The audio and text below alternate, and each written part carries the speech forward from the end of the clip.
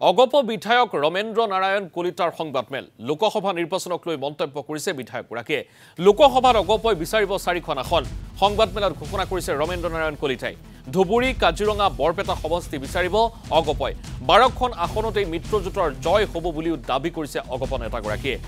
আসন ভাগ বতৰা আলোচনাৰ মাধ্যমেৰে হ'ব বুলিও তাৎপৰ্যপূৰ্ণ মন্তব্য বিধায়কগৰাকীৰ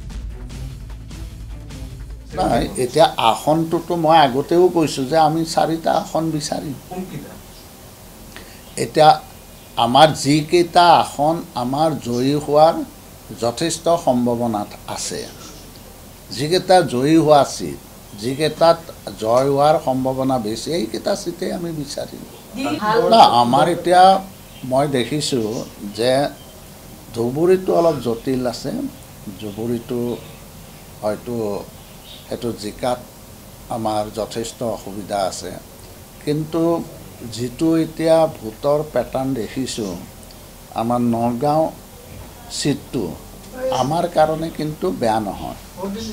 নগাঁও লোকসভাটো এইবোৰ এটা নগাঁও লোকসভাৰ সিটত মানে সংখ্যালঘু আৰু আমাৰ বৰ্ণ হিন্দুৰ যেটো কথা হেতুৰ ভোটৰ হেৰিটো খুব কম মানে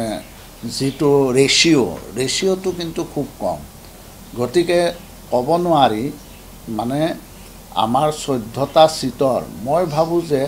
আমাৰ কৰিমগঞ্জ আৰু ধুবুৰীটো অলপ সমস্যা হ'ব পাৰে কিন্তু নগাঁও সিটটো অৱশেষত গৈ সেই সিটটো কিন্তু মিত্ৰজোঁটে আনিব পাৰে না কাজিৰঙাটো